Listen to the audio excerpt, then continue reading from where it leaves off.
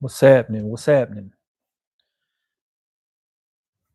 Doing a little test right now. Just a little test, making sure everything works. What's happening, people on TikTok? What's happening, people on YouTube?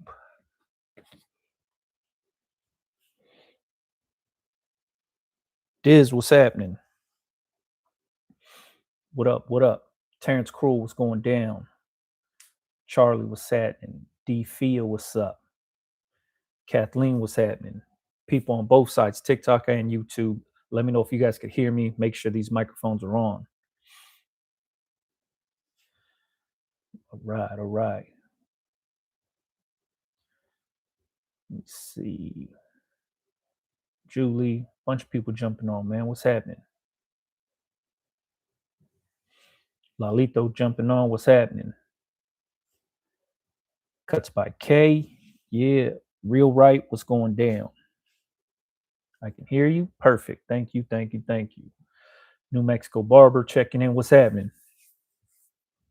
We do this live stream every single Tuesday, 7 p.m. Pacific Standard Time. We're a little earlier than 7 p.m., but I just wanted to jump on early, make sure the microphones work, all that good stuff. Seals and Foil, Happy New Year. Happy New Year to everybody. Appreciate y'all for jumping on, man. Let me see. TikTok's going off right now, so I appreciate everybody jumping on TikTok, and then I appreciate everybody on YouTube. The Impressions Expo is coming up, so if you guys are already registered to go, or you guys are um, thinking about going, attending in Long Beach, California, if you're a garment creator, like decorator, if you have a clothing brand, or if you print T-shirts for people, if you wanted to get into printing T-shirts and embroidery and DTF, DTG, screen printing, all of that stuff, Impressions Expo's coming up, not next weekend, but the following weekend, in Long Beach, California. I think it's Thursday, Friday, Saturday, I believe, in Long Beach. It comes every single year. So if you guys are there, I'll be there cruising around looking at stuff. This is where you could touch and feel every single blank t-shirt known to man, hoodies, blank hats, jerseys, jackets, bags, socks. Transfer companies are there, printer companies are there. Every blank manufacturer you could think of is going to be there. So if you are looking for some new blank hats or blank hoodies, or if you were looking for basketball jerseys, or if you wanted to get some mesh shorts done, anything like that is going to be under this roof, Long Beach, California, at the convention center, 2 weekends from now.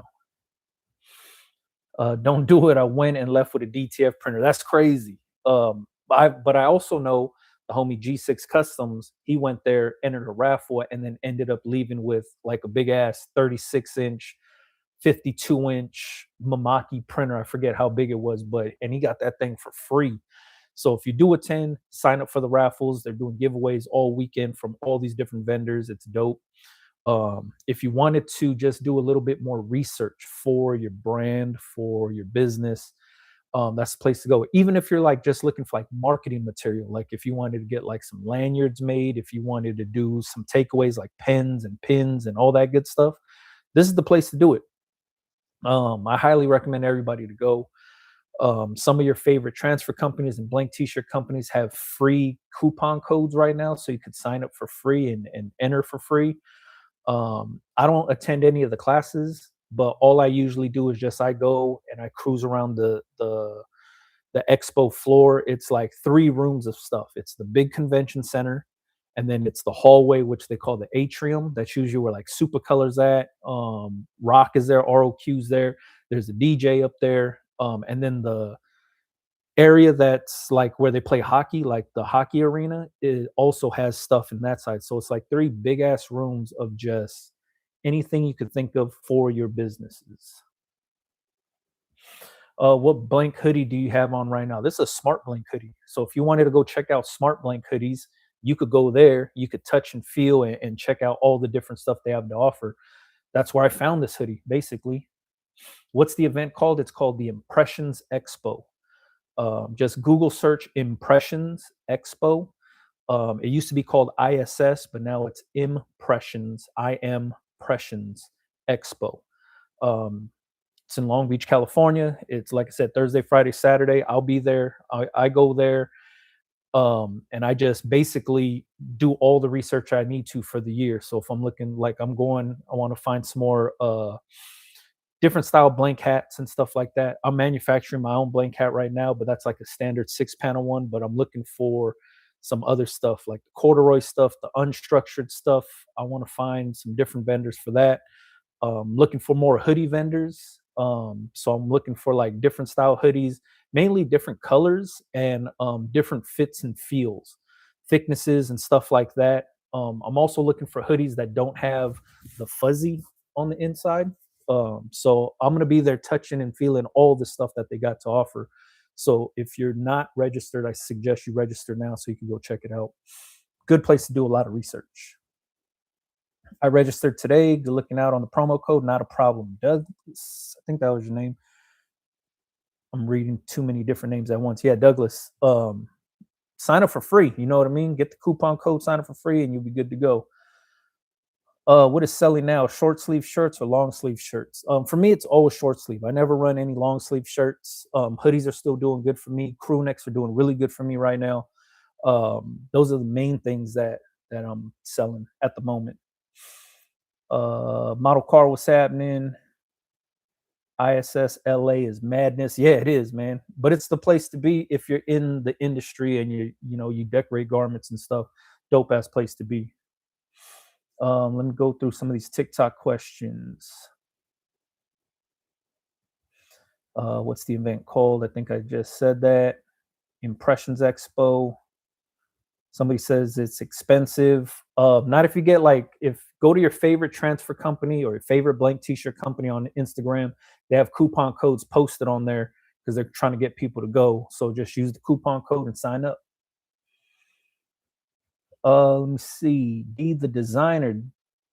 Brando didn't expect to run into you here. Still dropping that knowledge. I see. Hell yeah. I'm on TikTok and YouTube at the same time. I live stream every single Tuesday, 7 p.m. Pacific Standard Time. So I'm always here. How do you like the Thread Fast Heavyweight? I've never tried the Thread Fast Heavyweight hoodies, so I don't know anything about those. Best place to pick up t-shirts and hoodies, AS Color. To me, I think AS Color has the best t-shirts and hoodies, period. AS Colors are dope blanks and they have so many different options, color options, and different like SKUs, like different cuts, feels, fits, all that good stuff. The trendy stuff and the regular stuff. Where'd you get your hoodie from? I sell these hoodies in my store in Torrance, California. Can't wait to attend Impressions this year, then take a trip to the Garment District. Hell yeah. Maximize your time in Los Angeles. That's what I'm talking about. Um, I think that's a good way to spend it. You know what I mean? Let me see. Pheno's Finest, what's happening? 7 MVP, what's going down? I have 300 for a heat press machine. Have any advice on what machine to get? Buy whatever, like you could, whatever you can get your hands on for $300. Check out Craigslist. Check out, I don't even know if Craigslist is still around. Check out OfferUp, Facebook Marketplace. Pick something up within that budget. Don't buy outside of that budget. If it was me and I only had $300, I'd probably find a $200 press, and then with the extra $100, I'd probably buy a bunch of blank T-shirts, start making money with. Um, AS Color, which style hoodie? I like the Relax hoodie from AS Color. That's the one that has no strings. They have a ton of color options. They fit good and they feel good. Pheno's Finest, I appreciate you, man. I appreciate that 1000%. Let me see. Trying to go back through here and read some of this stuff. Yeah, and if you're curious about AS Color, they're going to be there at the Impressions Expo. They have a pretty decent sized booth and they bring everything they have to offer. Jackets, overalls, vests, t-shirts, women's and men's, hoodies, crew necks.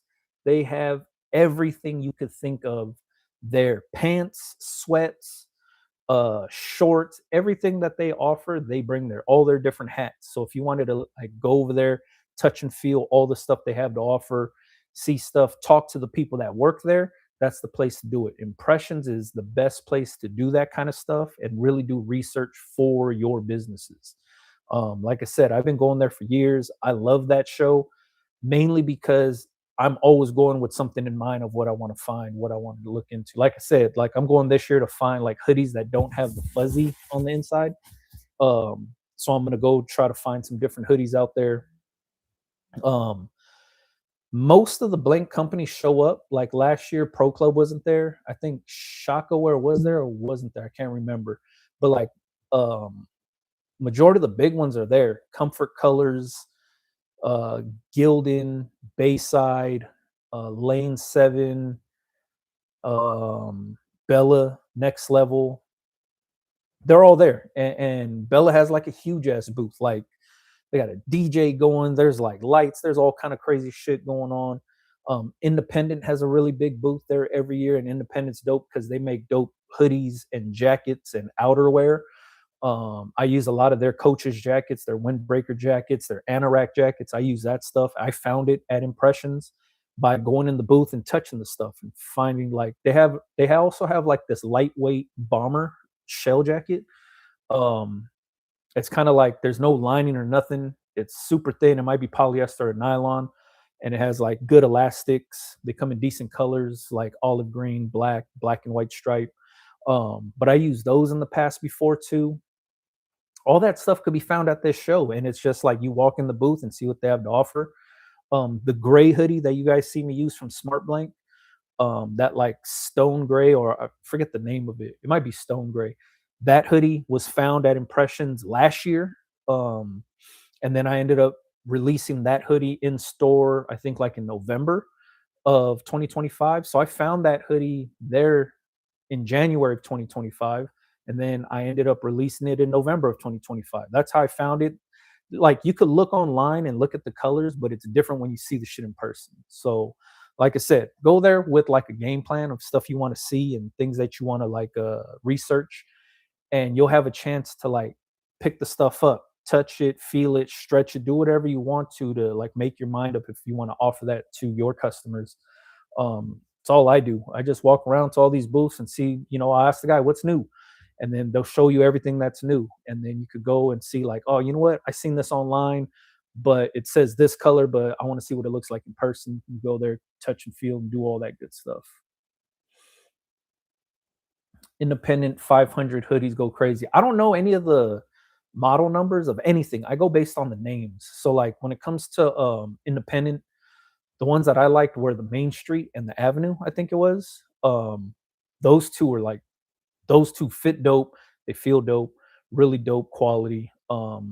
Same thing with AS Color, like their made line, those are all dope. The Relax line is really cool. I like that stuff. Um, this is like where you get a chance, like you could go into the independent booth and like touch and feel and see all the stuff.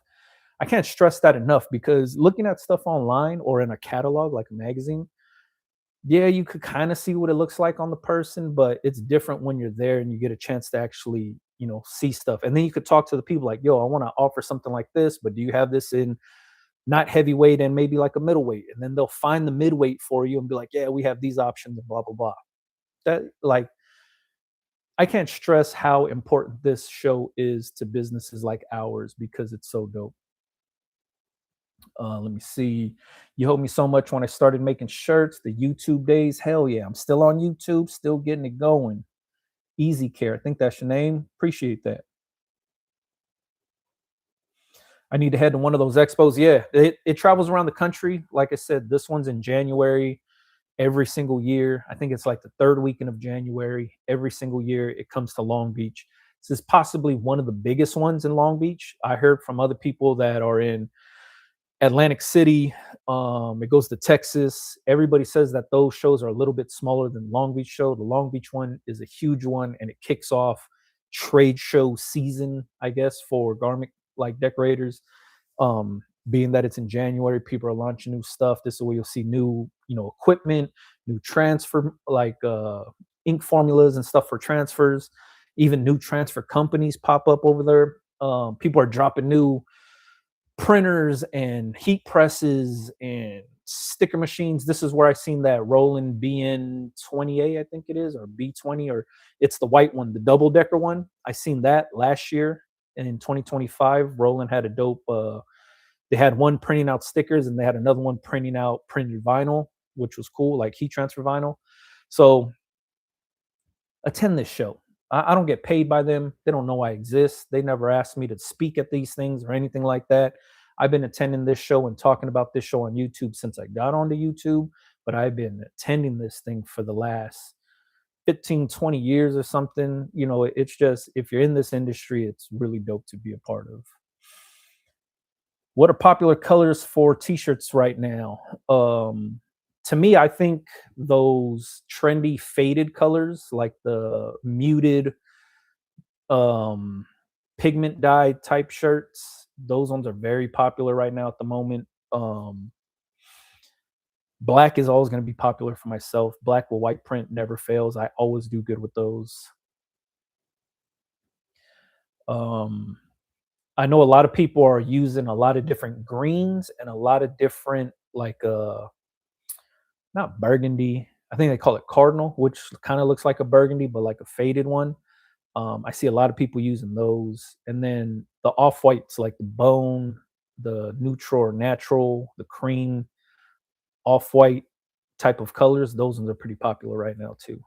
I actually launched some crew necks in that same, like, sand bone color, like a kind of like an off white color. I did that last year right before Christmas, and we sold out. Like, that color sold really good for us.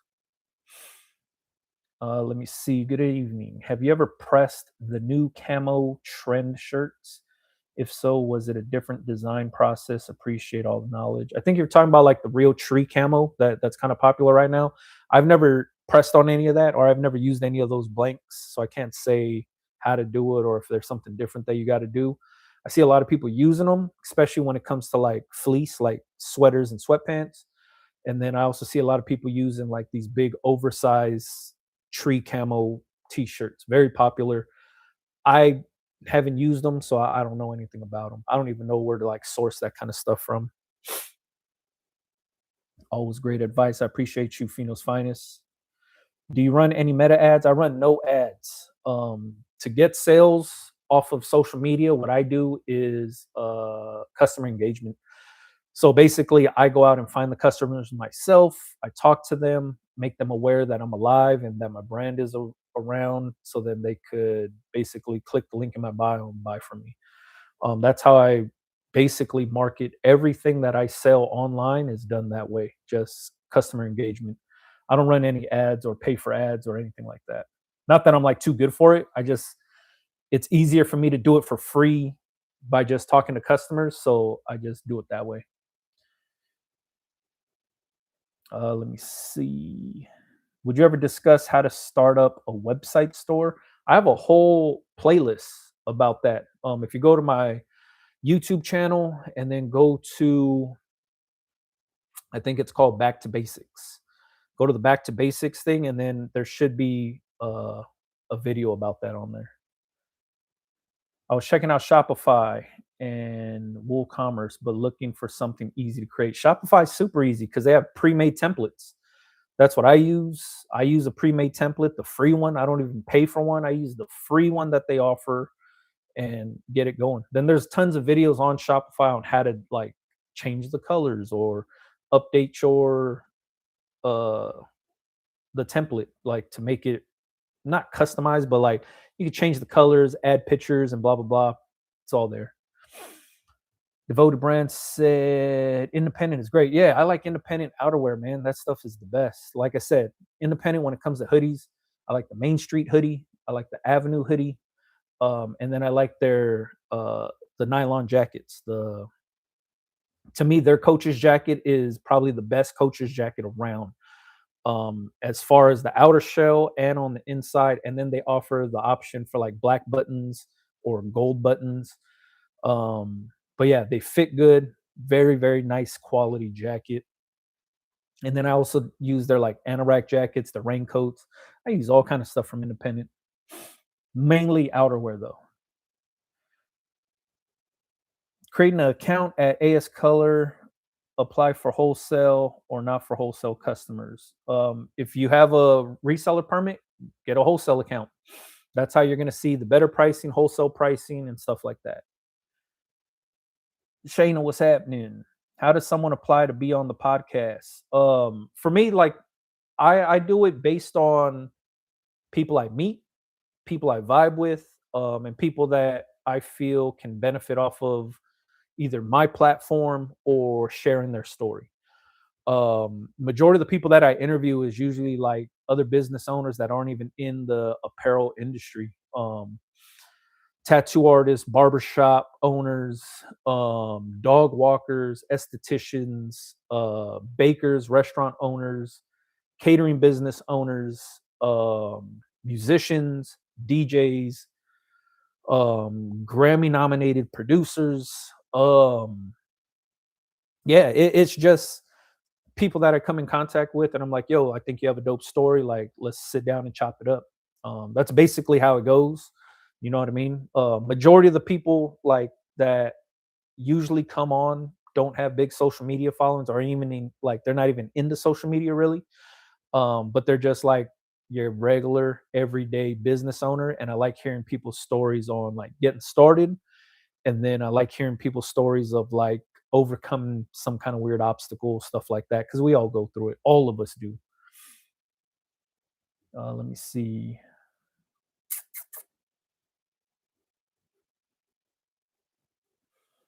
Uh,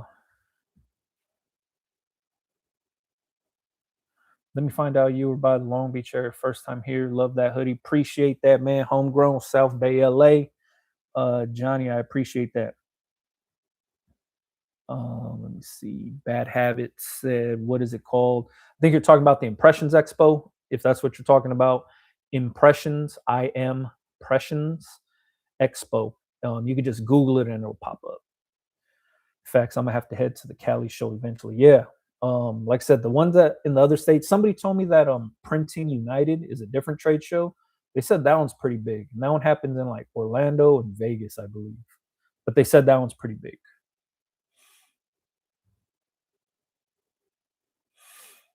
Let me see.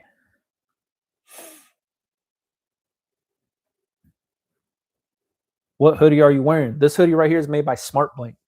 Like if you wanted to check out Smart Blank hoodies, you go to Impressions Expo and you'll be able to see it. See, the when a lot of people are like, "Hey man, what hoodie are you wearing?" or "What hoodie do you look like? Which one do you think is cool?" And I tell people which ones I use, and then they order a bunch of them, and then they're like, "Yo, I don't like these hoodies." And whose fault is that? Is it mine because I use that hoodie, or is it yours because you put all your faith in me? It's I buy based on my customer base when it comes to hoodies, blank t-shirts, hats. I don't buy what I like 100% of the time. I buy what my customers like. If we don't have the same customers, you might fall into a weird situation where you're going to buy a bunch of stuff based on my customer base, and then you're going to be like, yo, these things suck. I'll tell you a perfect example. When I first got onto YouTube, I use Pro Club t-shirts a lot, heavyweight Pro Club t-shirts, because here in LA, that's a staple. That's part of people's uniform every single day. They wear them blank. They sell them everywhere in LA. Liquor stores, gas stations, swap meets, indoor swap meets, t-shirt warehouses. They sell them everywhere. So I print on Pro Club t-shirts, or I was printing on Pro Club t-shirts when I was running brands that were basically geared around LA, because that's what my customers wore. That helped me sell the t-shirts saying I print on Pro Club. So I get onto YouTube and people are like, yo, what t-shirts are you using? I'm like, yo, I use Pro Club Heavyweight. Then somebody buys a bunch of Pro Club Heavyweight t-shirts without even testing them out or anything. They're just going based on my recommendation. And then they get them in and be like, yo, these heavy ass shirts with tight ass collars, nobody buys this. And it's like, is that my fault because I told you I use Pro Club, or is that your fault because you put all your trust in me? I buy based on my customers. This hoodie, my customers love this style of hoodie. Your customers might not. Your customers might be like, yo, this is too heavyweight, or not heavy enough, or this is not soft enough. And my customers like it.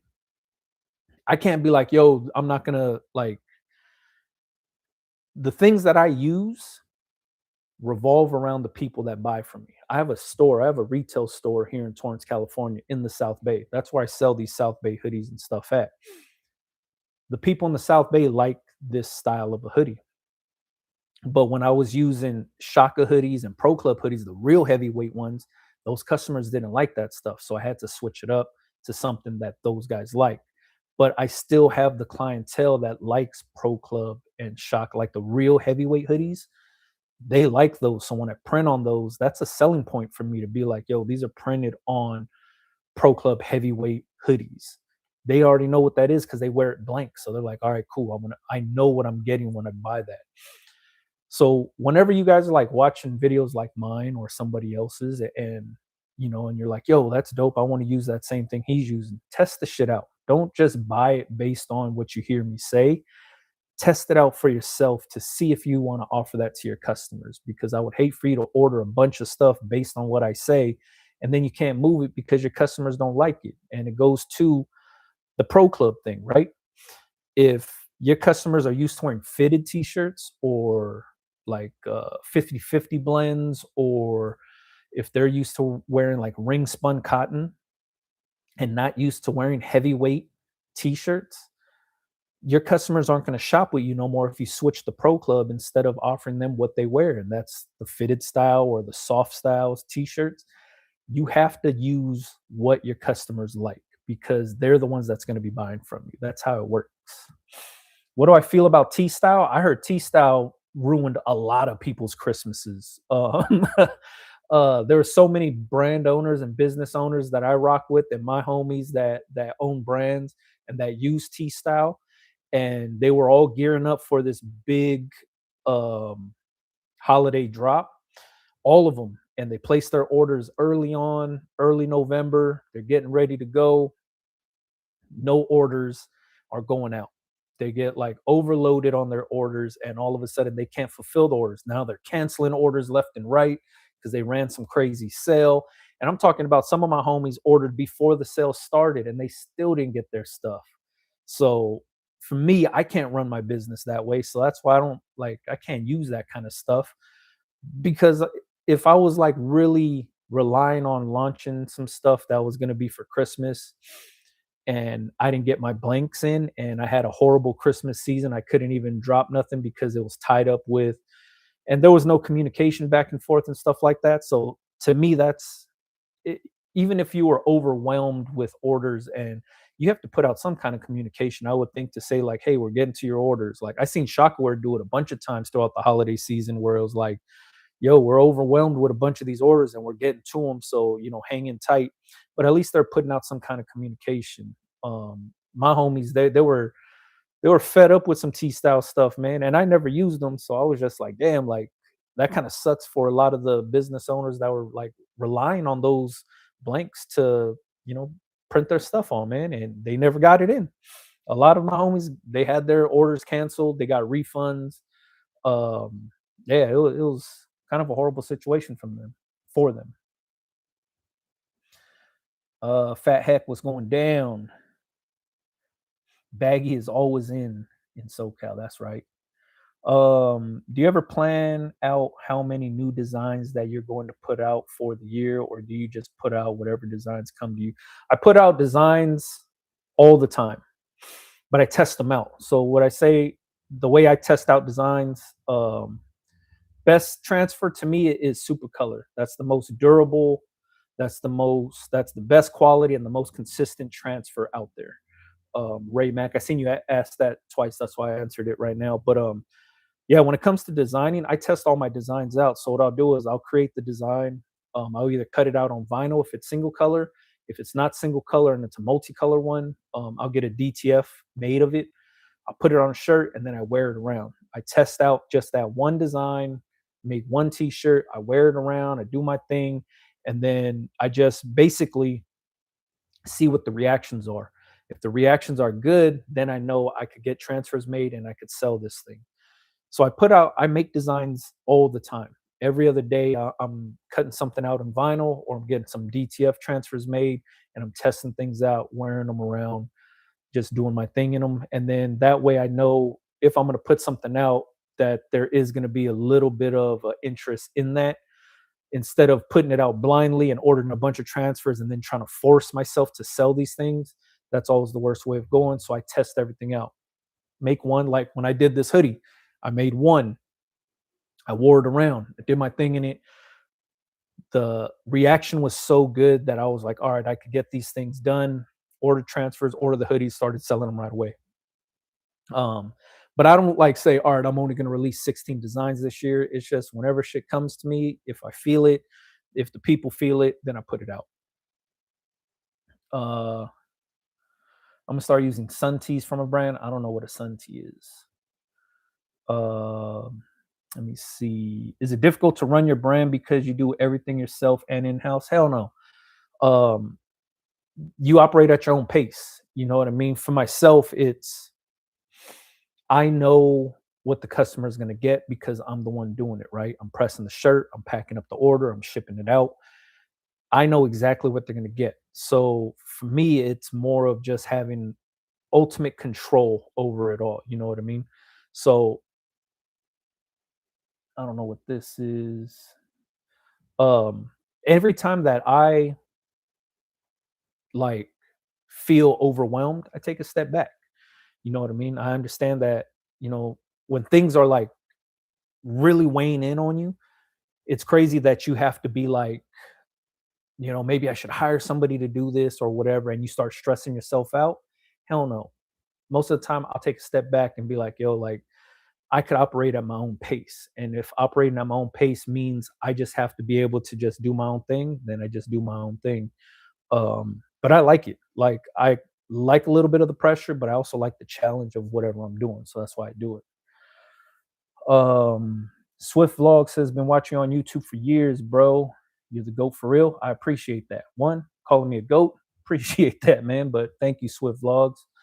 Um, you got to remember when you're running a business and you're I'll say when it doesn't matter what the business is, right? If you own a business, you want to see that thing succeed just basically past whatever expectations you have, right? You want to see profit, you want to see growth, you want to see sustainability, you want to see all this stuff. But in order to achieve that, you really got to put the work in. So I feel like anytime that I'm working towards something, if I'm really working towards the goal and I want to see that thing come to life, I'm gonna do whatever I have to make it happen. That's how my brain works. Doesn't mean everybody's brain has to work that way, but that's the way I see things working. And when I'm in like let's say I don't know if you guys watch my newest video, but I talk about a new brand that I'm gonna start up.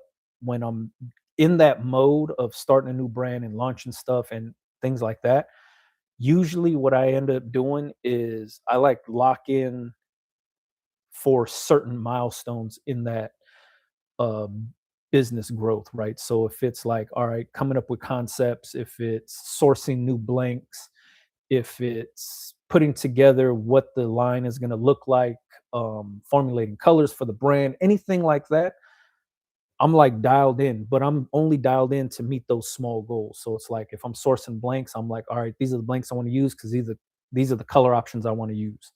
I'll go all in until I find that out. Then I'll take a break, chill out, and then move on to the next thing. And then same thing, whatever the next thing is, if it's setting up the website, if it's creating content for the social media, all of that stuff, I'm just doing in small little like small goals, like real small milestones. Once I accomplish that, boom, I'll take a break, chill out. So that way I don't overwhelm myself. That's how I work. And that's why I could create content around starting a brand and stuff. Like when I did leftovers, and I think that was like shit, like 9 years ago, something like that. When I did that on YouTube, um, that series came to life because that's all I was doing was, all right, let me think of a name, let me figure out how I'm going to fund the brand. Once I figure those things out, then I create content around it, take a break, chill out, and then work on the next thing. And then once I figure that thing out, then I create content for it, take another break. That's how I work. I don't think everybody has to work like that, but that's what works for myself. Can I text you privately? Probably not. It's easier to just ask questions right here. Let me see. Max says, been watching your YouTube vids, and that got me started. Hell yeah, man. So much game in your early videos. I appreciate that, Max. Bro got me through a lot. Hell yeah. Sick to see you still going. Yeah, I live stream every single Tuesday, 7 p.m. Pacific Standard Time, TikTok and on YouTube. Let me see. JC Garcia says, man, since the ebook first edition days has taught me the basics. Hell yeah. Dope, man. And you've been around for a long ass time. If you're talking ebooks, the first edition ebook, I'm starting a military style apparel company. Hell yeah, get that money. That's what I'm talking about. Um, Salute from Atlanta, Easy Street Sneakers. What's happening? What do you do about creative blocks?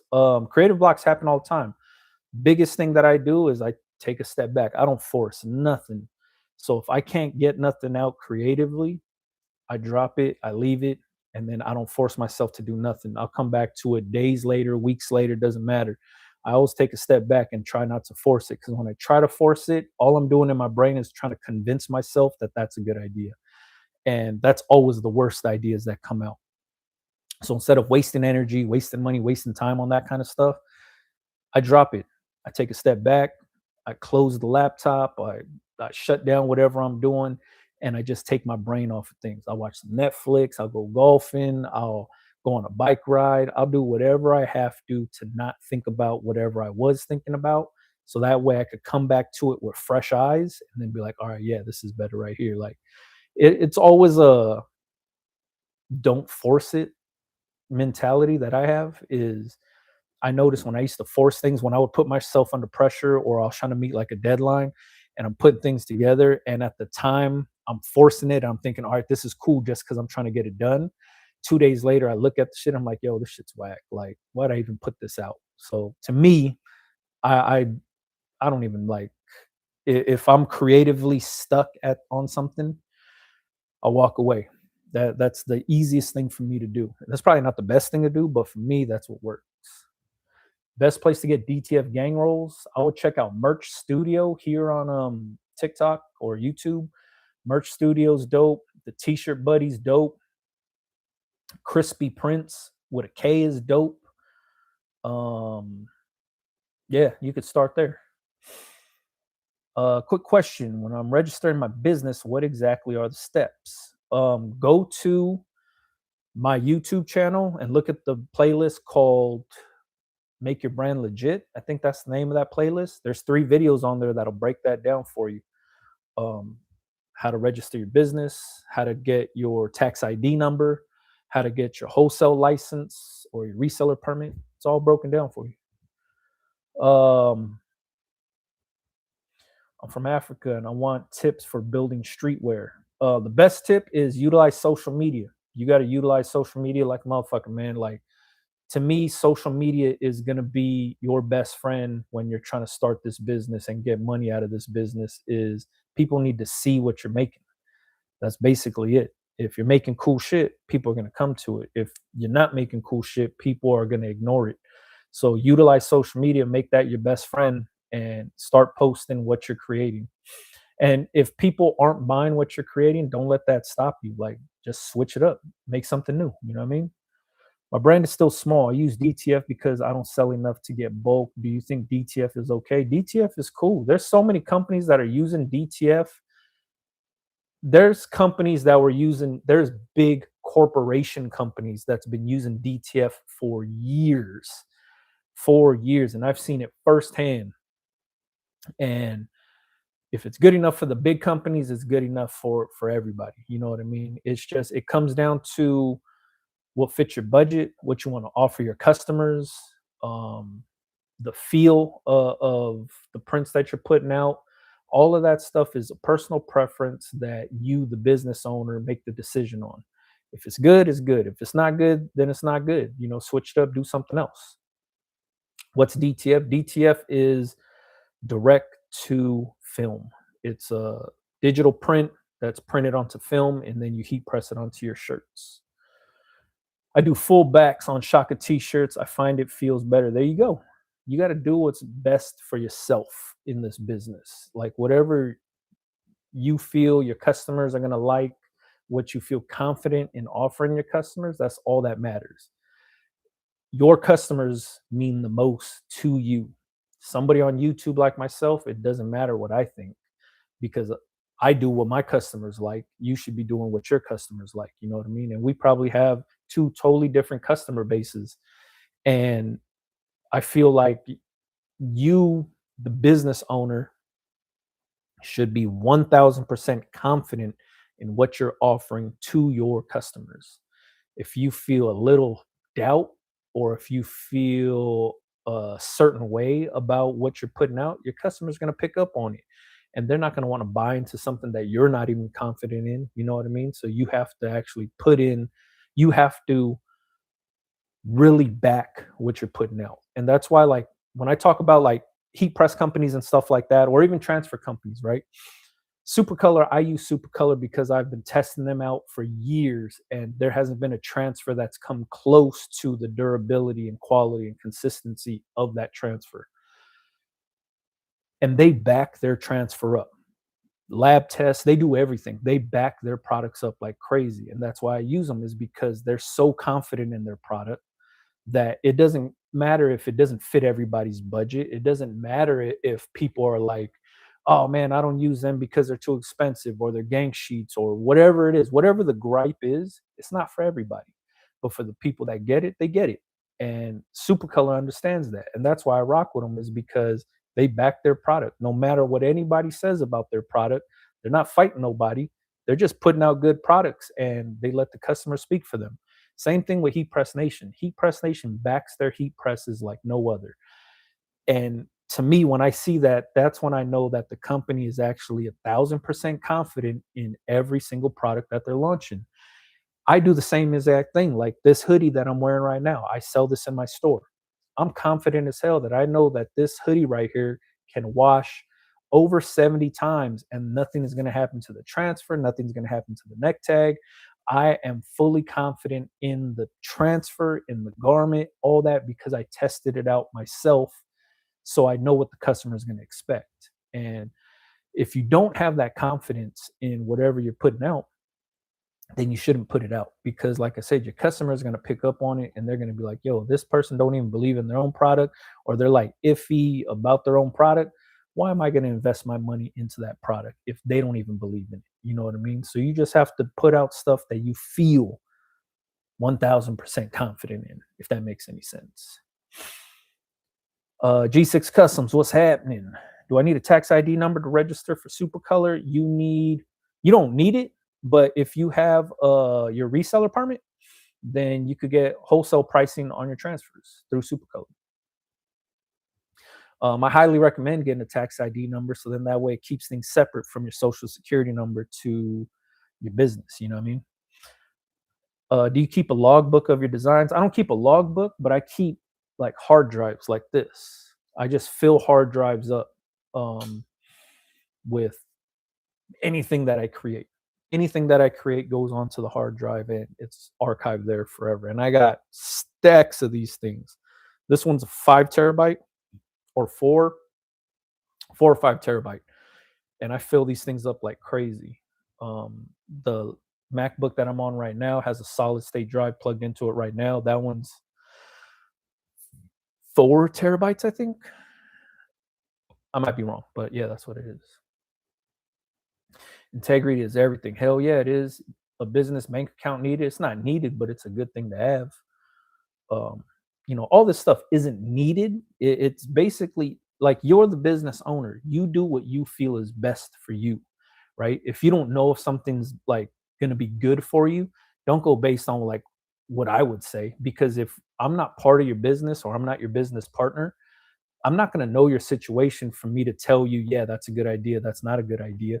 I don't know nothing about your business. And anytime you listen to somebody's advice online and they're giving you that type of advice, like, yeah, this is what you need to do, blah, blah, blah, they don't know shit about your situation. So if they don't know anything about your situation, how are they giving you the best advice? They're just giving you what works best for them. So when I say things, I'm only telling you what works for me. and hopefully it'll work for you. And you don't even have to take what I do, or you don't even have to like really listen to the advice that I give. But you should always like really, when you're watching content creators like myself, watch it with a grain of salt, because sometimes people are just gassing you up, or sometimes people don't even have the real answer and they're not even operating that way and they're trying to tell you what to do. And learn how to like maneuver through the BS, if that makes any sense. You know what I mean? How often do you put out new designs per brand? It all depends. When something good comes to mind and I put it out and I test it out and it works, then I'll put it out.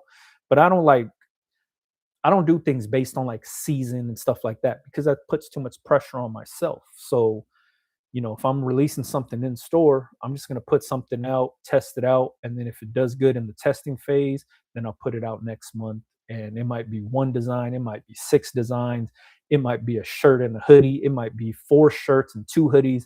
It all depends. It could be a new hat. It's just whatever I feel is what I'm putting out. You know what I mean? And the reason I do it that way is because I have the luxury of doing that with the store. You know what I mean? I don't have to release things in seasons, and yeah, that's cool. And a lot of people do that kind of stuff. But for me, I don't need to, because I control my own inventory. I'm the one printing all my own stuff. So I just do it based on whatever I feel like doing at that given moment. You know what I mean? Like I might create a design today, test it out tomorrow, and it does good, and I might release it on Saturday. It all depends. You know what I mean? Let me see. Richard Anthony said, "Good looking out." Yeah, not a problem, man.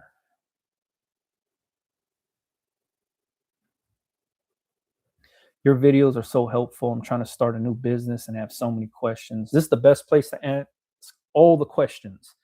Ask them right here in the live stream and see if I could help you out. We'll see how many I could bang through right here. You know what I mean? Did you say what hoodie that is? Yeah, this is a Smart Blank hoodie if you wanted to check it out. But before you order a million Smart Blank hoodies, test it out first. See if you actually like it. There's so many people that just say, "Oh, damn, he uses Smart Blank. I'm gonna order everything." And it's not that. I buy stuff based on what my customers like. If we don't have the same customer base, then it might not work for you. You know what I mean? So that's why I say test it out. Order one, see if you like it. Don't just go like, oh, I'm gonna order a bunch of them because this guy said it and he's using it and blah blah blah. No, I highly recommend going to the Impressions Expo though, coming up in 2 weeks in Long Beach. So you could actually see everything that Smart Blank offers. You can see everything AS Color offers. You see everything Independent offers. All these different blank companies will be under one roof, and you could test them all out. Let me see. Jacob's House said he's the truth. He's the reason I got started during the pandemic. I appreciate that. Yeah, if you got questions, man, shoot them out in the chat and I'll try to answer as many as possible. Love all the content. Been following you for years. Tiffany, I appreciate that. Thanks for following. I like the way the hood sits on or around your neck. The fabric looks smooth. Yeah, it's fairly smooth. It has really bad fuzzy on the inside, which makes your undershirt super linty. That's why I said test it out before, you know what I mean? Like I'm going to Impressions Expo to find hoodies that don't have the fuzzy stuff, like, because that's such a pain in the ass to me. Jacob's House said I'll be there. Cool, man. I'm gonna be there too. Cruising around. If you see me, man, say what's up. How do I start a hat and shirt logo business? Come up with a really good logo, find some good blanks, and find the customers you want to sell them to. Customers are going to be the biggest hurdle and biggest savior to your brand, is knowing your customers. If you don't know who you're selling to, you're just going to be making products and forcing yourself to find customers. Do it backwards. Find the customers first. Find out what they like, create things that they like, and then sell them the products. That's always the easier way of getting into this business. What a lot of people do is they see people like myself and other content creators making shirts, and you're like, oh man, I want to make shirts too. So you buy all the equipment, you buy the same blank t-shirts I'm using, the hoodies I'm using, hats I'm using, all that good stuff. And then you're like, I need to make a shirt that says this, blah, blah, blah. And you put it on the shirt. And then you go out and now you're trying to find customers for that shirt. Very hard thing to do. I don't want to be discouraging, but it's very hard to do it that way. The easier way of doing it is before you buy anything, find the customers first. Who do you want to sell to? Find out what they're into, and then you create things for that person. The reason I say doing that is because people buy based on emotion, they buy based on nostalgia, they buy based on relatability. If you make something that they will have a little bit of an interest in, you have a better chance of selling them that product. Whereas instead of you making a product because you're like, I want, like, if you're not a tastemaker or a trendsetter, you're going to make something that you think looks cool. And if nobody's following what you do, and, if nobody's following your style sense, then they might not like the idea that you come up with. And all of us as creators, designers, whatever you want to call us, we always think our idea is the $1 million idea and people want to buy it. But that's not the case, man. The market won't lie to you. You put it out and the market says, no, nobody's buying this shit. That means it was a shitty idea. Doesn't mean that your business is shitty. It just means that idea didn't work out. So in order to have a better, like, in order to have a better chance at seeing profits early in this business is to find the customers first and then create things for that customer. That's the best advice I could give you. And that's probably advice nobody else on YouTube's going to give you because people don't believe in that. But that's what I do is I find the customers first and then I go out and I make stuff for them. Like this sweater right here. This is made for somebody that was born and raised in the South Bay of LA. This doesn't matter to anybody outside of California, Northern California. It doesn't matter. It only matters to a few square miles around this area.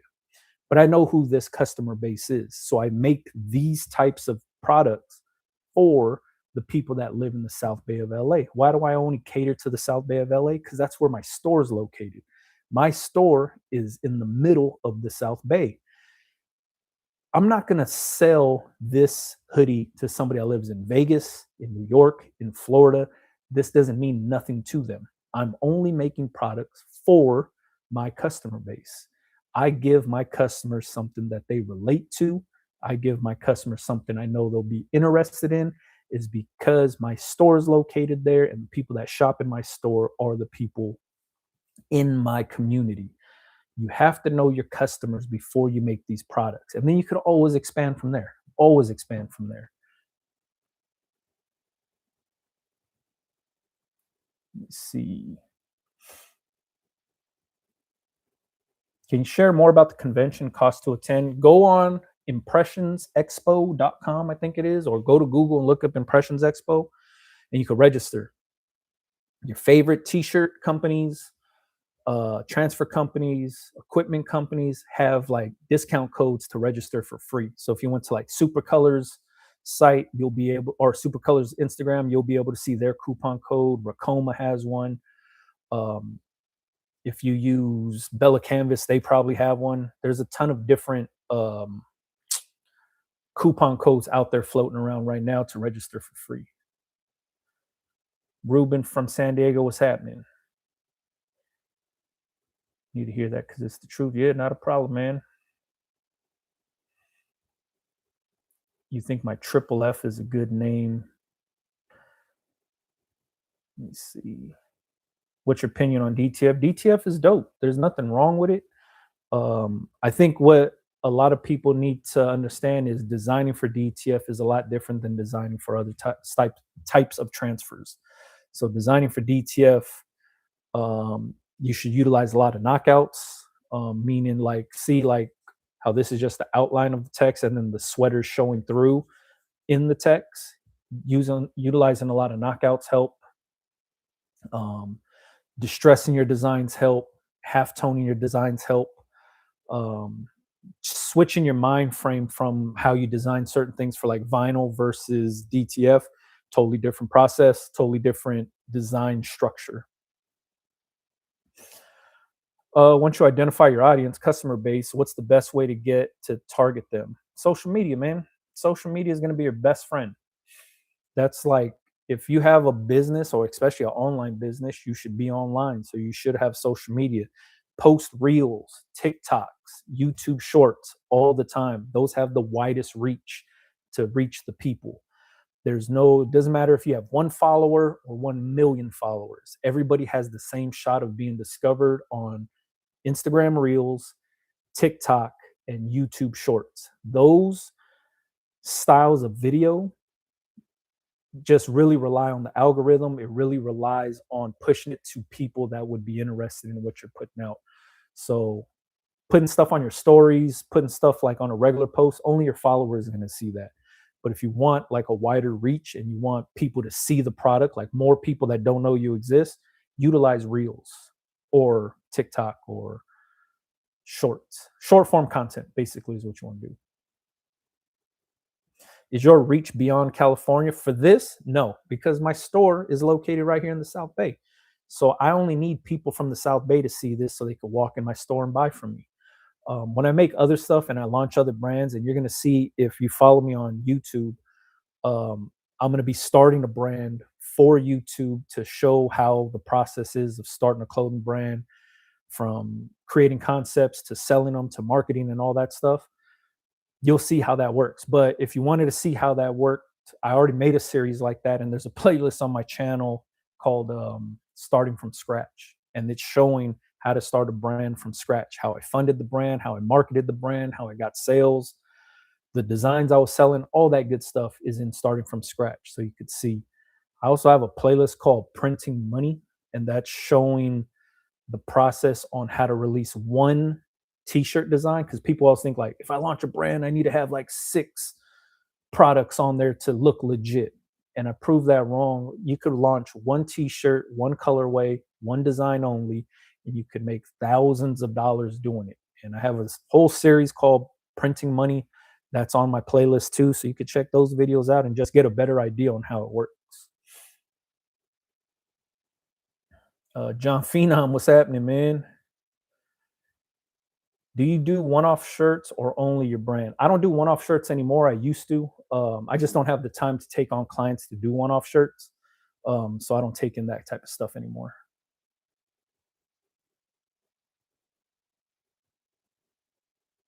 Let me see.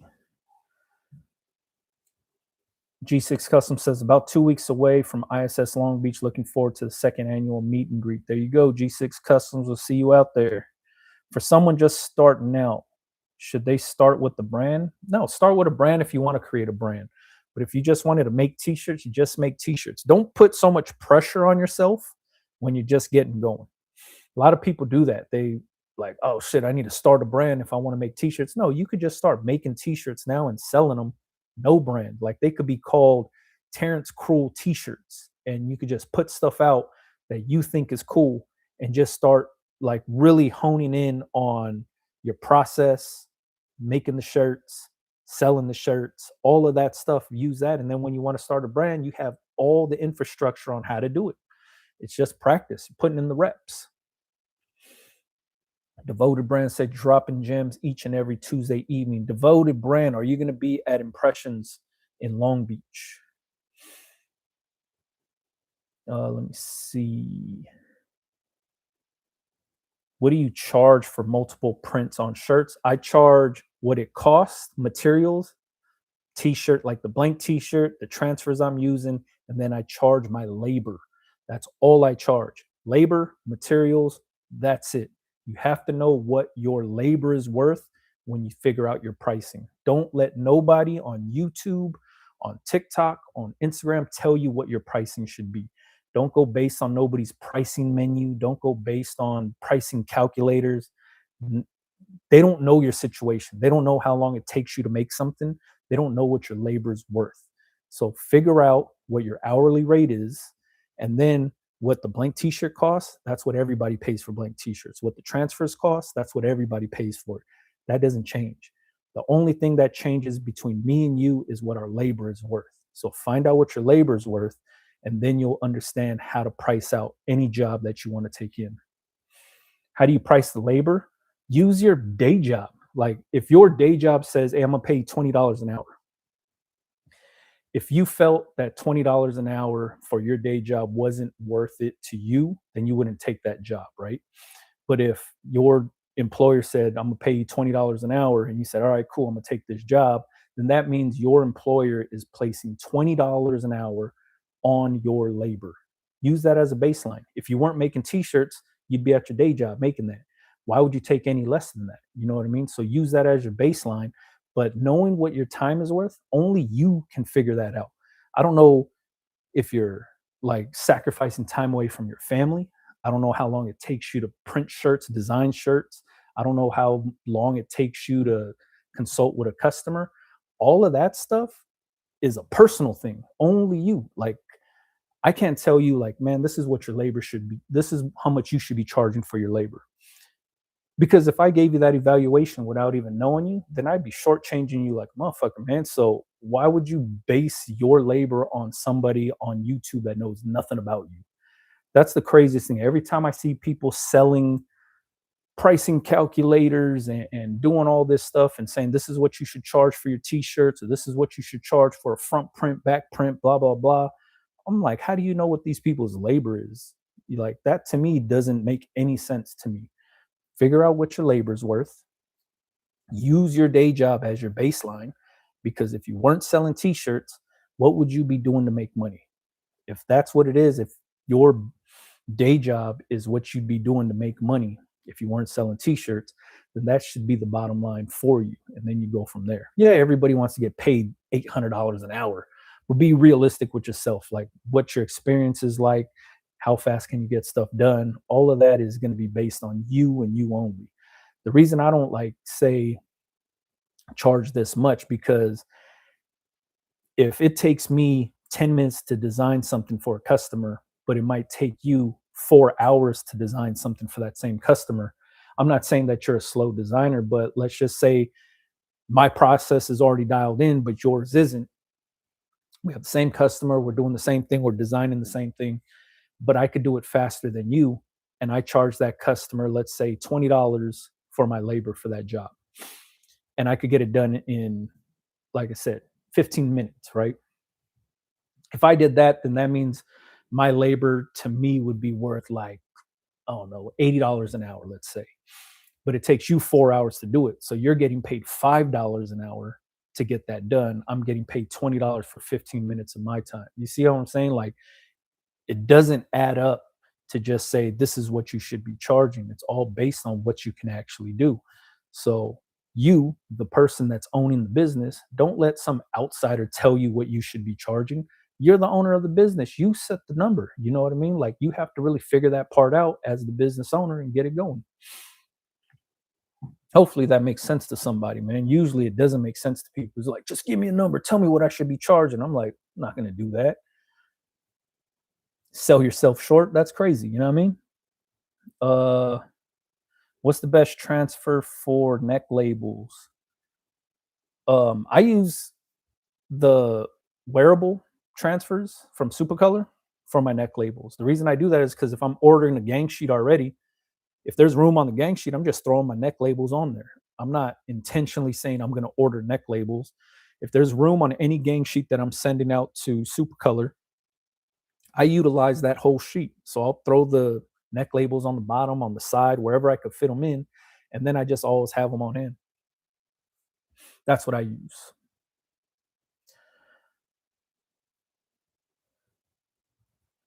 Let me see. Got to get with Estevan. Oh, Estevan. Shout out to Estevan from All American Printing, man. But I'm planning on being out there at Impressions. Hell yeah, I'll see you out there. Thank you for dropping good info. Always appreciate you. See you all at Impressions. Your name just moved up. Shanique, I think that was your name. See you at Impressions. Gildan 64,000 or cheap, sell well for me. But if I had to buy one, I prefer AS Color 5101. How do you balance that knowing it will cost you profit? Um, I adjust my pricing. You know what I mean? The customer is always going to pay in full for the blank that I choose to use. That's basically it. Um, I'm not going to charge them the same thing I would charge for the Gildan. That's not how it's going to work. I'm always going to make sure that the customer pays in full for whatever blank I choose to use. Advice do you have for one person? Home shop for production, creating designs, workout, watching kids at home, canvassing for new customers, etc. Thanks for sharing your knowledge. Give yourself 2 hours a day to work on the business. That's it. Don't do any more. Don't do any less. Just put yourself on a schedule. 2 hours a day, mandatory that you do something business related every single day. No days off. Saturday, Sunday doesn't matter. Just give yourself 2 hours. If you do a little bit more than that, cool, but don't burn yourself out. But as long as you make sure you do 2 hours a day, you should be good. That's all I do for myself. Let me see. TikTok. I'll be charging 25 including shipping. Material cost is 460 for a shirt. Is that a good base? I can't tell you if it's a good base because I don't know how long it takes you to make the shirts or anything like that. You know what I mean? I'm never going to be able to say, yeah, that's a good price because I don't know anything about you or your business or anything you got going on. That's something that you have to figure out for yourself. Is LegalZoom still good to proceed? I think as long as they're still around, should be good. Where's everybody buying Comfort Color blanks from? They're probably buying them directly from Comfort Colors. I agree with this. Appreciate that BMM Co. Do you have a day job? Hell yeah, I have a day job. I do t-shirts and YouTube and all that other stuff on the side. I make sure to do something business related each day. Hell yeah, Texican clothing. What's happening? For me, it's 2 hours a day. You know what I mean? That does it for me. Whether it's an hour in the morning, an hour at night, 2 hours at night, 2 hours in the morning. I make sure I do 2 hours of something business related, whether it's designing, whether it's fulfilling orders, whether it's creating content for the social medias, whether it's customer service, whether it's whatever it takes to run the business. That's what I'm doing.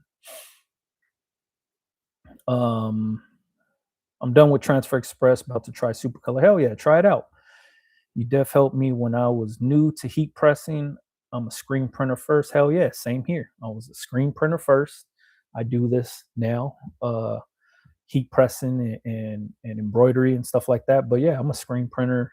That's how I got into the game, was starting out screen printing. That was actually the only way to actually create t-shirts back then.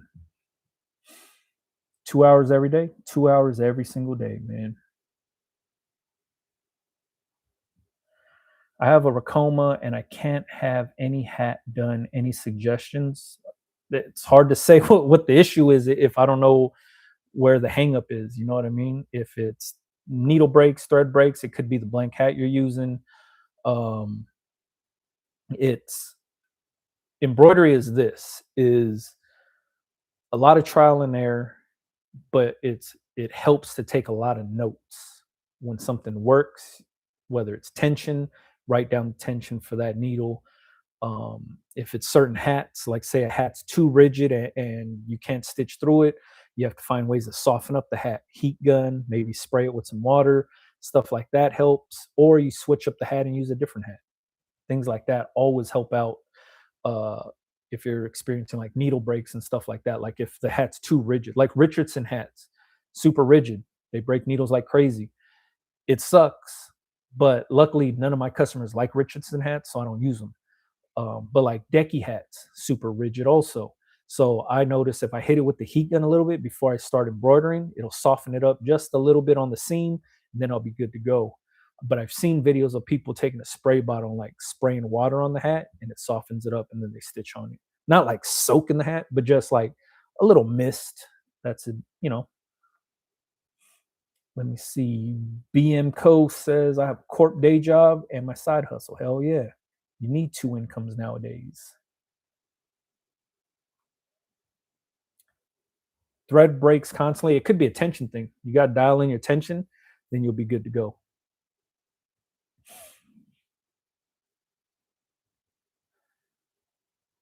Let me see. Um, what company do you think has the best transfers when it comes to longevity? Supercolor. Like I have videos showing that. That's the most durable transfer on the market. Withstands 70 plus washes, machine wash, machine dry. If you're testing out your transfers, like if you're really testing out your transfers, see how many like how many wash cycles it can do before it starts to crack, peel, fade, whatever it is. Like I said, they lab tested their transfers on t-shirts and they got 75 plus washes out of it. I did 50, and then when they had the the lab test come out of 75, said, "Man, let me try 70." I did 70, no issues. And I haven't seen another transfer come close to that. So that's why I use them. Because now I know, like, I have the confidence in the transfer. I know what the customer is going to receive. You could put all the wash instructions in your neck label as you want, but it doesn't mean the customer is going to listen to it. So that's why I do the most. Like, I'm washing it on hot, drying it on hot, I'm washing it on cold. I'm doing everything that I think the customer will do to the shirt to see how it's going to hold up. And for me, Supercolor has withstood every test I threw at it. And then I'm washing it and then I'm stretching it. And then nothing happens. I'm like, all right, cool, it works. Holds up, you know what I mean? Let me see. PX Designs, what's happening? So there is Supercolor wearable, then vinyl, then DTF, and they're all different. Yeah, all different. Then there's Plastisol screen printed transfers, which is Plastisol ink screen printed onto a transfer sheet. You have there's a bunch of different transfers out there. What kind of files are needed? Most printers like vector files using Illustrator, but a lot of these DTF companies will use Photoshop files, PNG files, as long as it's 300 DPI. What do you use for digitizing? I Google digitizing services, and then all the companies that pop up on the first page I've used. They all have different turnaround times, different pricing. They do different things. So if the I look for, like, let's say I have a detailed design that needs to be digitized, something that's like 12 colors, super detailed. I'm not looking for something fast. I'm looking for something that could, lay the stitches for that detailed design. So I'll look through Google and find out who can accomplish that. I'm not looking for price. I'm not looking for turnaround time. I'm just looking for somebody that can knock that down. But then if it's a super easy design, I'll look for quick turnaround time, cheap price. If I'm going for, let's say, a monogram style logo on a hat, that's going to be puff, and I need the max coverage possible, then I'll look for a company that does that. I haven't found a digitizer that can do all of that and have quick turnaround times and all that. So I just use Google. I look for different ones. Every design is going to be different. It's going to call out for something different. So I just shop around and see what works for me. Trademarking a logo, I would say don't do it. Not because I want to steal your logo or anything like that, but with trademarking, you got to have money to back up your trademark. Not just to trademark it. It's expensive to trademark something, especially if you go through a trademark attorney, because that's the best way to do it. So they tell you what you are actually trademarking. If you just try to do it online on your own, sometimes you might be trademarking something you don't even know you're doing. Um, that part's expensive. But then to back up your trademark is what's really expensive, because you owning that piece of paper saying, "Hey, I own this trademark," does nothing. You have to fight for it in court. So if somebody uses your like, let's say they infringe on your IP or on your trademark, right? Somebody takes your logo that you have trademarked. The only way to stop them is to take them to court. If you don't have money to pay a legal team to fight for your trademark in court, you owning that piece of paper saying you own that trademark does nothing. You can stand on the internet or on Instagram and you can wave that piece of paper around all day long, but it's not going to make somebody stop. You have to fight for it in court. And if you don't have the money to back it up in court, then that trademark is kind of useless. If you ask me, that's my own personal opinion about it. If you wanted to trademark something, my advice to you, hire a trademark attorney to file for you. That's the best advice I could give you. But if you're asking my opinion, I say don't trademark nothing, man. Especially you're gonna trademark something that you haven't sold yet.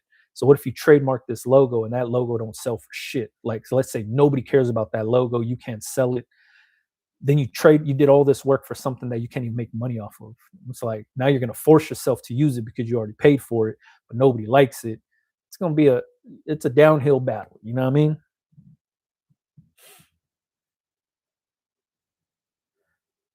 Let me see. Do you have a laser engraver? I don't own one, but I have access to one. Any luck with Vitor? I don't even know what that is. Very awesome knowledge, not a problem. I've used Ninja and Transfer Express. There you go. What about heat press patches? Any good company? I don't know any companies that do it. Deco Press made some heat press patches. Transfer Express, I think, offers some heat press patches. I think it depends. Like if you're trying to order like 2,000 patches, go overseas. You can find a overseas patch maker and you could get them for dumb cheap if you're ordering 2,000. But if you're only trying to do like 50, 40 patches or something like that, under 100, Deco Press and Transfer Express. Or you go to Impressions Expo next weekend, or no, 2 weekends from now, and you find a patch maker there. There's a ton of them there.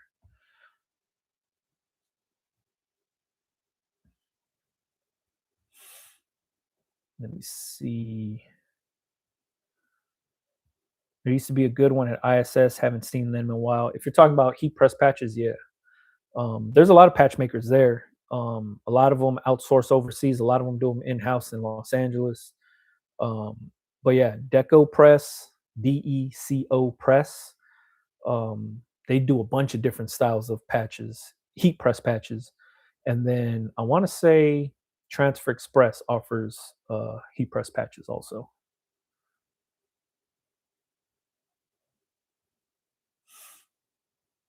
Let me see.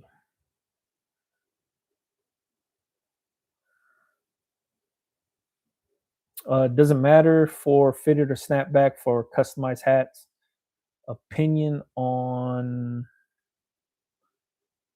what can gain most profit. If you're looking for most profit, snapback. Because if you do fitted hats, then you have to stock sizes. And let's say you order every single size, and let's say you can't sell size 7 and 7/1/8. Now you're stuck with those hats that are already embroidered that you can't move. So if you're just talking about profit, snapback all day long because they'll be able to fit it to their own head. Let me see. What's up, B? Not sure if I asked already, but is a seller permit needed for Supercolor? It's not needed, but you can put your seller permit in and see wholesale pricing. But you don't need it to order.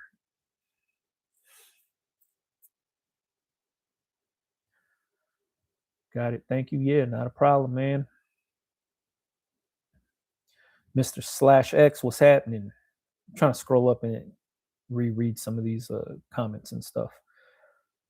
If you got questions or anything, please put it into the chat.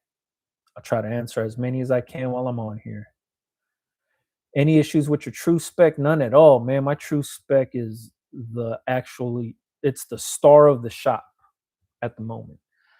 We use that thing every single day. We use almost every press every day. I use my signature series 15 by 15 and 16 by 20 daily. I use the true spec daily. I have a Hotronix that we don't use at all. We use the Racoma 15 by 15, not daily, but we use it maybe every other day. My hat press we use mainly just to do neck labels, so that's probably like a once a week thing, maybe once or twice a week. I also have a Geonite cap press in there that we probably use. Same thing for neck labels. That one's probably like a twice a week thing, but the True Spec gets used every single day, and that's probably the main press that me and everybody that works in my shop likes to use. It works phenomenal, man. Mine has started to not lock down when using the auto open function. I know the fix for it, but keeps happening. What's the fix, or what's even happening? Is the magnet not engaging? Is that what it is? Or is the magnet flipped upside down and it's just hitting the rubber pad? And have you hit up Heat Press Nation about it? Hotronix is overrated. Better off with HPN. I agree. I agree. Um, you know, The price tag is pretty crazy on a lot of their presses. But don't get me wrong, like some of their presses are good. The Fusion IQs and the Fusion presses are really dope. It's just the price tag is pretty crazy for what it does. You know what I mean? Um, have they figured out a workaround for you? Hitting up Heat Press Nation about well whatever's happening to the press, or they told you how to fix it? I'm curious to why it doesn't lock down. On a 50 cotton, 50 poly shirt, do you have to use a poly blocker with super color transfers? I would. Anytime a shirt has any type of polyester, a colored shirt has polyester in it, I always use a sub blocker. You don't want to risk dye migration. It'll ruin your transfer. Well, not ruin it, but it'll just discolor your transfer. And if you were expecting like a black shirt with white print, then the white print's going to start to look gray, brownish gray. And if that's not the look you're going for, then you know I would always put a sub blocker if the shirt has polyester in it, any amount of polyester. What's your favorite hat brand for embroidery? Right now, at the moment, 6 panel hats, like 6 panel snapbacks, is Otto. And then A-frame 5 panel hats is AS Color at the moment. Do you have stickers and any companies that you recommend? Wait, I have my own stickers. I think that's what you're talking about. If you're looking for somebody to print your stickers, G6 Custom is a good person to print your stickers. They're here in the chat right now. G6 Custom Designs print stickers. Why is Hotronix overrated? I think it's just very expensive. That's what it is. It's a household name when it comes to heat pressing and stuff like that. It's very expensive to get a machine, and I own a Hotronix that breaks down all the time. I've replaced the switch 4 times, and I've replaced the insides of that press probably 3 times. And that's just a 16 by 20 clamshell Hotronix, man. It's like if you ever watch my videos, man, that shit's under my table. Like we don't even have it plugged in to use because it's known to break down on us. Let me see. Beetle said, Brando, you're a gem. Appreciate that. Thank you for sharing your knowledge and experience. What has been your biggest challenges when starting out and how did you overcome them? My biggest challenge was not knowing my customers. Once I figured out who my customer is, I've never looked back. That was when I first started out. Was I used to just create shirts and designs and then try to find the customers for it. And that's the worst way of doing that's the worst way of doing it for myself. Once I found out who my customers are and then I create directly for the customer, makes the sell way easier and I see profits way faster. And that's the only way I operate now is knowing my customers inside and out to offer them something that they'll be genuinely interested in. Um, the way I overcame it was I needed to take a step back and actually look at what I'm making and who I need to sell it to. And that's when the customer was everything to me. So once I found out, it could be any brand that I start. I'll find the customer first, and then I'll start the brand, and then I'll basically make the designs for that brand for those customers. So then that way the customers are very receptive to the designs and they turn into like actually paying customers and then returning customers. And then from there, I expand the brand. That's how I operate. Is that the only way to operate? Probably not. But for myself, that's where I've seen the most success. And it's been working for the last 15, 18 years or so. So I don't switch it up. I just keep doing it the same exact way. If you look at any of my videos on YouTube that I've ever posted for the last 9 years or 10 years, however long I've been on here, I've always preached the same exact thing. Knowing your customers is everything. Is everything when you want to make sales. It's everything when you want to start your business. You need to know who you're going to sell your stuff to. So knowing them, it helps. It really does. And a lot of people look over that part of the business because they're more focused on the creation part of the business, which is the fun part because knowing your customers is not the sexy part of the business. It's not glamorous, it's not fun. It's basically you going out and thinking, who do I want to sell these t-shirts to? And then you go out and then you find the people you want to sell t-shirts to, and then you do all your research on those people. What do they like? What do they dislike? What do they talk like? What are they, what social media platforms do they like to use? Where do they hang out on the weekends? What's their favorite foods? All of this information is at our fingertips on our phones. Not every business owner does that because that's not the fun part of the business. And that's a big thing that a lot of people kind of walk over and be like, I could do that later.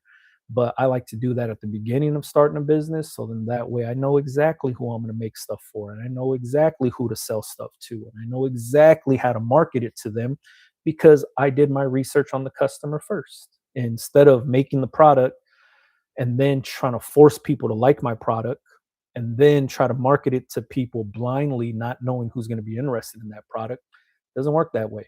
For me, know the customer first, everything else falls in line right after that.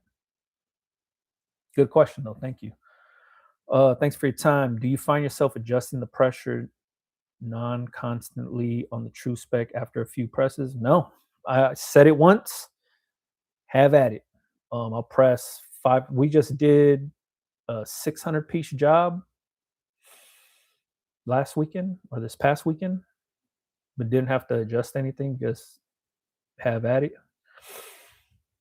Let me see. Out of nowhere, starting to get like 300 views in 20 minutes. Out of nowhere on YouTube Shorts with only 80 subscribers. How did it look for you before you started to blow up? Um, Before I even got onto YouTube, I didn't know nothing about views. So I posted 3 videos and then I never looked back. I just posted those 3 and then I would just randomly get emails of comments and people talking about them and stuff like that. And then that's when people were just like, yo, make more videos, or I need to know this, or I need to know this. When it came to the shorts and Instagram reels and stuff like that, I was so focused on the views that I was creating content strictly for views. And that's what ultimately hurted me and it discouraged me from posting short form content. And then when I said, screw it, I don't care about the views, I just started making short form content to post the information. That's when views started to come naturally. And it was because I didn't care about it no more. And I was only creating content to share the information. Like if you look at all the short form content that I post on Instagram, YouTube Shorts, TikTok, it's like showing you how to press a t-shirt, how to align your transfer on a t-shirt, how to pack up an order, how to embroider a hat. All of that is just informational stuff. It's just me showing you the process so you can learn how to do it. And I have way more fun making those types of videos instead of me trying to make videos for views. Like I don't remember last year for the month of December, like in 2024, for the month of December, I posted a video every single day on Instagram, thinking it was gonna like boost my views up. And that was the dumbest thing I could have did. Like those views were shit. They're like 100 views and blah blah blah. And I was getting discouraged because I seen all these big content creators doing that, so I thought I had to do it. All of 2025, every short form video that I posted was just informational. Like I don't think you guys care about what I do daily or what I eat or what I where I'm going or anything like that. So I stopped posting that kind of stuff and just kept it to informational stuff. Those videos do really good because I'm teaching somebody how to do something. And those are the fun videos for me to make. You know what I mean? I can't tell you how the algorithm works. So I know nothing about the algorithm. I don't know how it chooses what videos to go viral and all that stuff. I just make the video, post it, and that's it. And every now and then I sprinkle in a little golf video here and there because that's what I've been doing. Um, I don't need anything that breaks down all the time. Yeah, that's just my experience with my Hydronics. Does everybody's break down? Probably not. But for me, that was my experience. And I was just like, damn, I spent all this money on this press thinking I needed this upgrade. And then it just sucks. And it turned me off where I was just like, nah, I'm just going to stick with Heat Press Nation. That's the perfect press for me. That's what's been working for me for the last 15 years. I don't need to switch up. What inspired you to start your shirt business? Making money. That was basically it. If I could make something that a perfect stranger would spend their hard-earned money on, that hooked me in. And I said, let's go for it. Love your sweater. What is that? Love your channel, bro. Keep them coming. The logo. Homegrown from the South Bay of Los Angeles. That's what the sweater is. I sell this in my retail store here in Torrance, California. From the South Bay, and I make clothes for the South Bay. in my store. Thanks for sharing your knowledge and insight of the game. Not a problem. I plan on selling at a flea market and sporting events. Do you have any options, opinions? Um, that kind of stuff's kind of hard to do. I'll tell you why. Because if nobody knows that you're there, trying to get somebody at a sporting event to stop by your booth to look at what you're selling is kind of hard because they're not in shopping mode. For the flea market, it's hit or miss. You have to know your audience when you're going there. So know the area that you're in, like location wise, and then knowing what those people are there to buy helps. I vend all the time at music festivals. I vend all the time at big Hawaiian festivals and stuff. So I understand how that kind of stuff works. I've done sporting events before. I've done swap meets and flea markets before, and that was always my hardest thing. Was it's hard to get people to stop by your booth if they don't know nothing about you. How about a comic convention or something similar? Those ones are easier because people are going there to spend money. Like you're going to a comic convention like Comic Con to spend money at Comic Con. You know what I mean? As long as you're bringing something relatable to the convention, you'll do good all day long. Like the marketplaces or the Hawaiian festivals I do, people are going to spend money, right? They're going there to eat. They're going there for the entertainment. They're going there for the vendors that are there. And the one that I do in July, it's probably like 200 something vendor booths, and tens of thousands of people throughout that weekend stopping by your booth. So we do good knowing what we're doing. You know what I mean? Petey said, "Nonstop, what's happening?" Shout out to all the bastards, man. Shout out to the homie Petey, man. But yeah, when you're doing like a flea market or a swap meet or something like that, if you don't have something that's going to be relatable, like hanging up or within eyes view, it's going to be very hard to get people to stop by your booth. I used to do swap meets all the time, and that was my thing. Was I was selling T-shirts that were geared to like sneakerheads and stuff like that. And this is like early 2000s when I was doing this, and I'm thinking there's going to be a ton of people walking by, but there wasn't a ton of sneakerheads walking by. You know what I mean? It was like old people, and they didn't get my T-shirts, they didn't get what I was doing, so it was hard to get people to stop and look at what I was doing because that my target audience wasn't there. You know what I mean?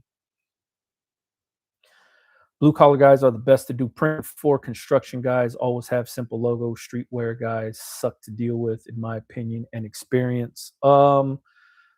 Yes and no. You know what I mean? I do stuff for the construction guys, and I also do stuff for the streetwear guys, or I used to. I haven't did it all this year.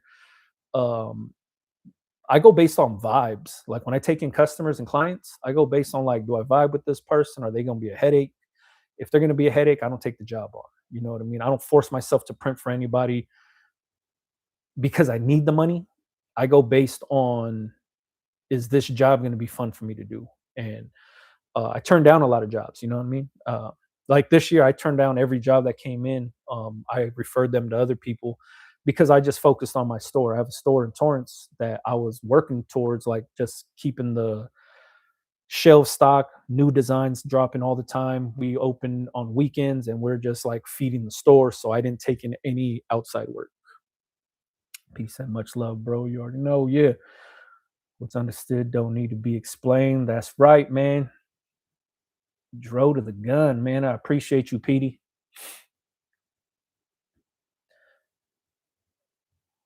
Shit, I'm actually gonna be out in San Pedro a little bit more too, because I think my brother or my son and his wife is gonna be moving out there. So I might be out there more often, you know what I mean? Let me see. Do you have any advice on how to get into shopping mall? Yeah, all you gotta do is apply. You'll see if you walk by any kiosk there's nobody there, there'll usually be like a lease number to call, or the mall information booth will have it.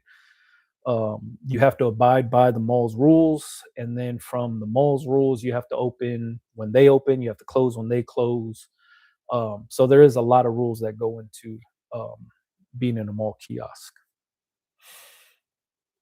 Nice tempo on your golf swing too. Appreciate that. Working on it. I'm gonna try to get out there tomorrow, knock some balls out. You know what I mean? Opinion for hot peel. I like hot peel transfers. That's my preferred method of transfer to use is a hot peel transfer. What type of embroidery thread makes the logo look raised? It's not the thread, it's foam underneath. So there's foam underneath, like this is my hat that I made right here, right? So the brown is flat, but then the black is raised. See that? So this is 3 millimeter foam underneath here. That's it stitches over the foam, and that's what creates that little puffed 3D look. Brown is flat, regular. This is raised or puff or 3D, whatever you want to call it. So it's not the thread, it's actually foam underneath.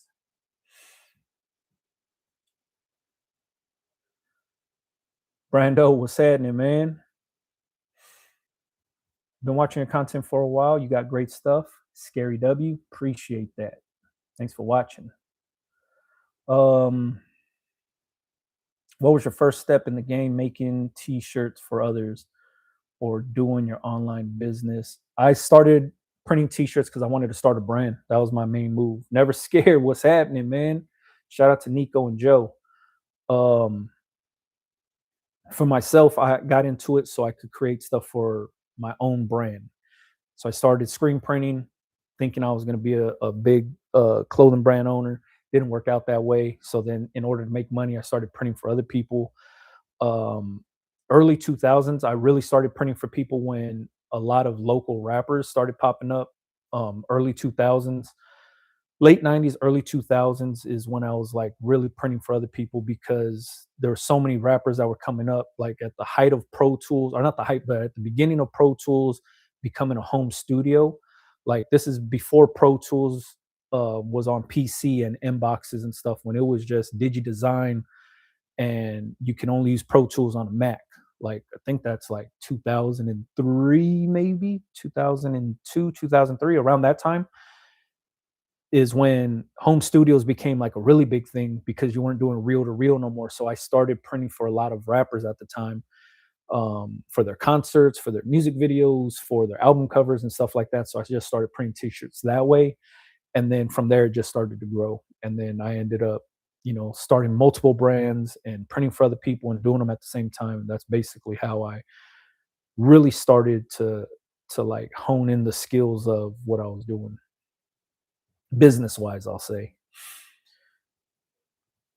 Streetwear guys think huge prints, full color are cheap. Good for you working on your store. I only deal with 4 customers, no streetwear guys. Hell yeah, I get that, man. Uh, the streetwear guys are they have a certain look they're going for. That's what it is. You know what I mean? And a lot of the new streetwear guys that are coming up don't have the budgets for multicolor screen prints and stuff like that. So I get what you're saying. Do you recommend dropping products like monthly to avoid having inventory that doesn't sell? The way I control my inventory is I print everything on demand. So me myself, I don't pre-print every single design that I have. If I'm selling online, I stock blank shirts on one side and stock transfers on the other side. As orders come in, I pull the blank shirt, pull the transfer, I press it, send it out to the customer. That way you eliminate having stock that you can't move. If you have a retail store, then you have to pre-print stuff. So I have a retail store. The homies Never Scared have a retail store, so they could attest to this too. Is you pre-print a lot of stuff because you have to stock the shelves. But if you're operating solely online, don't pre-print nothing. All you have to do is just stock the blank shirts, stock the transfers. As orders come in, you could just pull the transfer, pull the blank t-shirt, press it, ship it out. The money you make on that one, like let's say I sold a size large t-shirt, a black size large t-shirt. I take the profit from that, the whatever money I made, and now I buy 2 more large t-shirts to stock up blank. So then that way I replenish my inventory and I'm controlling my inventory by not pre-printing everything and forcing myself to sell stuff that's already printed. The way to control your inventory is to do things on your own, and you operate as your own print on demand company. Like I said, transfers on one side, blank t-shirts on the other. You'll never have to deal with dead stock ever. If size smalls don't sell, size smalls stay blank. They stay there until somebody buys one. But if you pre-printed a bunch of size smalls and nobody buys it, now you wasted those shirts, and those shirts are just going to be sitting there. You're not going to be able to move them. So keep everything blank and then only press as orders come in. That's the easiest way of doing this thing. Let me see. Never Scared said that's one of the perks of not having a physical storefront. Hell yeah, that is the perk of when you have a storefront, you have to pre-print a lot of stuff because you have to stock the shelves of your store. But if you're only operating online, you never have to pre-print anything, so you never waste material. You'll never waste t-shirts, you'll never burn through t-shirts. You'll always keep them blank. And as orders come in, boom, you just knock those things down, man. I can't it's hard to let people know that's how it works until they actually see it. You know what I mean? And a lot of people, when they have their heat press, they get transfers, they get super hyped up on it, and they just want to get into the mode of just pressing a bunch of shirts. And I get it. But then once you pre press a bunch of those shirts or pre print a bunch of those shirts, now you're forced to sell them. You know what I mean? And what if nobody likes that design?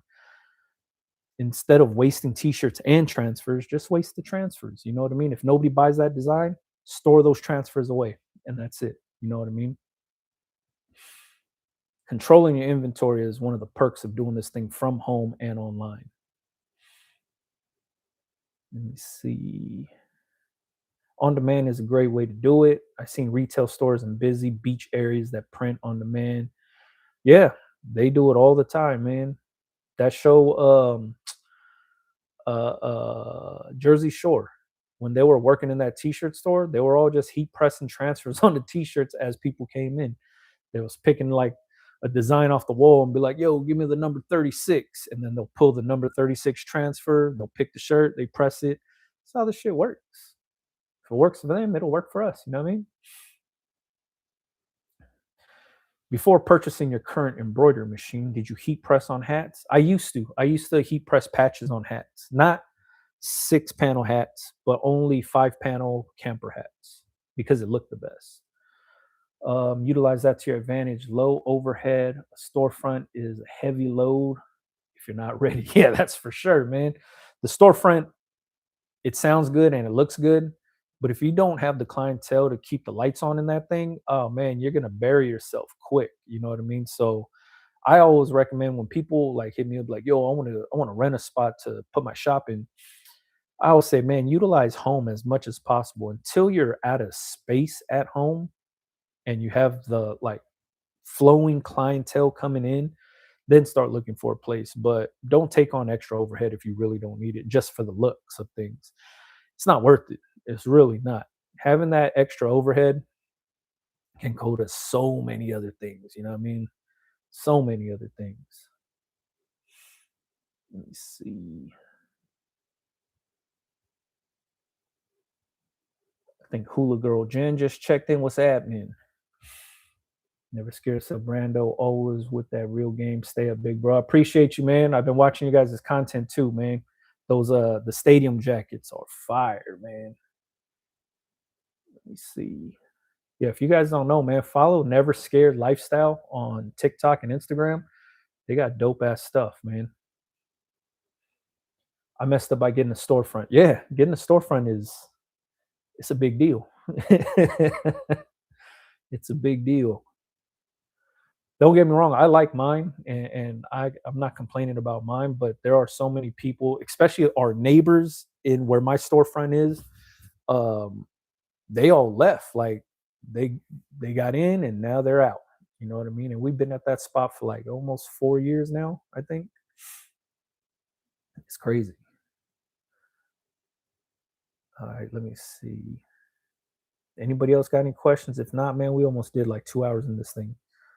Do you sit on ideas until the perfect time? Nah, I put out ideas as they come to me. The reason I do it that way is because I don't want somebody else to have the same idea as me. So it's kind of like first to the finish line. You know what I mean? Um, so once I have an idea, I cut it out on vinyl, or if I don't cut it out on vinyl, I get some DTF prints made. I make one, I wear that sucker around. I see what the vibe is like. If people like it, if people don't like it, I take that information back. And then if they did like it, I'll order transfers. I put that out to sell. I do it instantly, basically, because I don't want somebody else to have the same idea as me and beat me to it. So anytime I have an idea that I feel is a fire one, I test that thing out and then I start running with it. Do you copyright your image? No, I don't copyright my images. Have you incorporated using AI with your design? I have not. I have nothing against AI. I just haven't like got around to learning how to use it. I'm old school. I draw it out on paper. I take a picture of it, put it into Photoshop, and then I redraw it digitally using the pen tool, and that's my workflow. It's a long workflow, but that's what works for myself.